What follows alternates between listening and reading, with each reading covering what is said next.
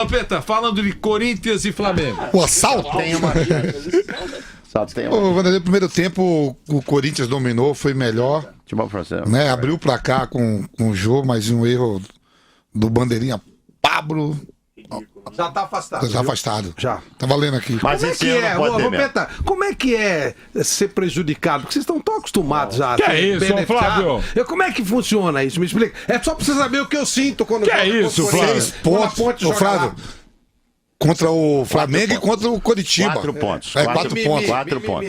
Poderíamos estar mais ainda na tabela. Poderia estar com 12 de diferença. Não, nós não, mano. A ponte é assim quando vai Nada, jogar lá, que toda hora. ponte, nada. Vem cá. Mas é uma Vai pra lá, vergonha aqui. Então, primeiro tempo o Corinthians é muito melhor. No segundo tempo, o Zé Ricardo mudou o Flamengo, adiantou a famosa linha, a primeira linha. Né? O Flamengo foi melhor. O Diego Alves estreando. Pra mim, no primeiro gol de jogo, ele falhou. Acho que foi um chute cruzado.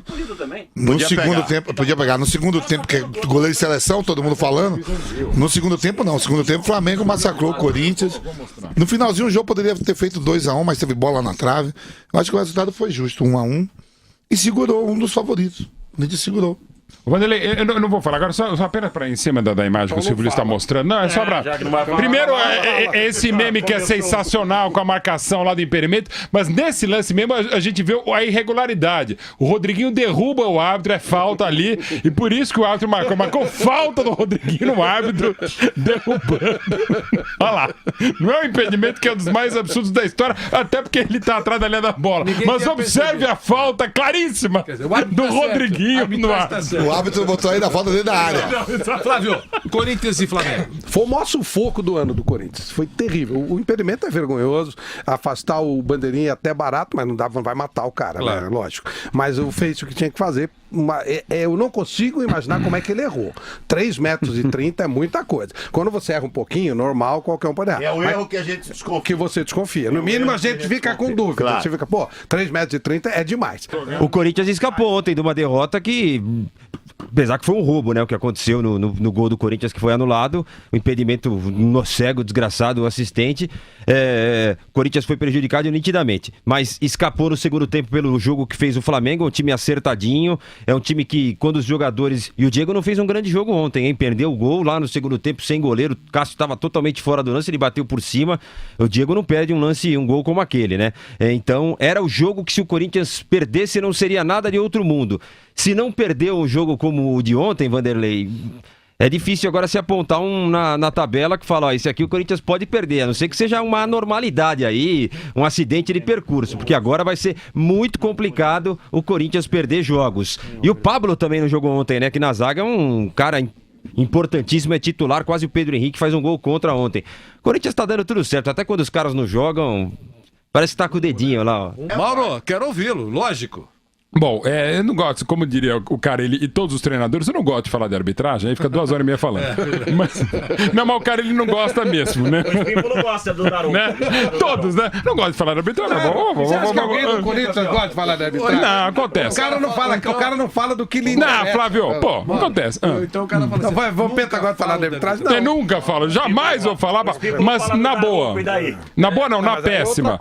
Foi um dos maiores erros de arbitragem da história, né? Um negócio assim, porque não, claro, não há que discutir a posição do Maicon, parece bem, não é esse o impedimento marcado, é o do Jô, e não só são 3,5, né? Ele tá atrás da linha da bola, seu negócio não tem como, mas enfim, uma aula de como não fazer.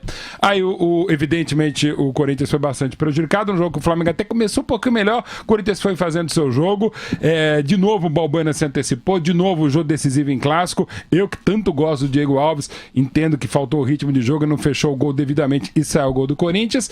E aí vem o segundo tempo, como já foi destacado, talvez um dos piores tempos do Corinthians, mas não enfrentando um time qualquer, enfrentando o Flamengo, jogou bem o Flamengo, o Corinthians tomou um gol que não toma, não, foi bem dessa vez, fazia tempo também que o Zé Ricardo não fazia uma boa mexida, o Arão voltando ao lugar que deverá ser dele, o Cuéllar caiu muito de produção, o Marcelo hoje aquela coisa tal, o Flamengo cresceu, fez um belo gol com o Hever, poderia ter feito gol, poderia ter ganho um gol naquela infelicidade do Pedro Henrique, mas a fase é espetacular do Corinthians, mesmo bastante pressionado na segunda etapa, não perde, não tem jeito, né? E ainda um jogo que tirando dentro do que é possível, tirar o lance do Jô, do primeiro lance de gol pessimamente anulado, não fosse esse lance, a gente estaria falando da atuação do Flamengo, que dá algum alento, fez um ótimo segundo tempo rubro-negro, e de uma partida decepcionante no segundo tempo do Corinthians. Mas como é a fase espetacular, mais se fala e tem de se falar do erro crasso da arbitragem. Então segue aí, como temos a imagem do nosso Silvio Luiz, esse bando de loucos fez uma belíssima festa, diria o nosso Beto Saad também. Pagou, né? E bastante dinheiro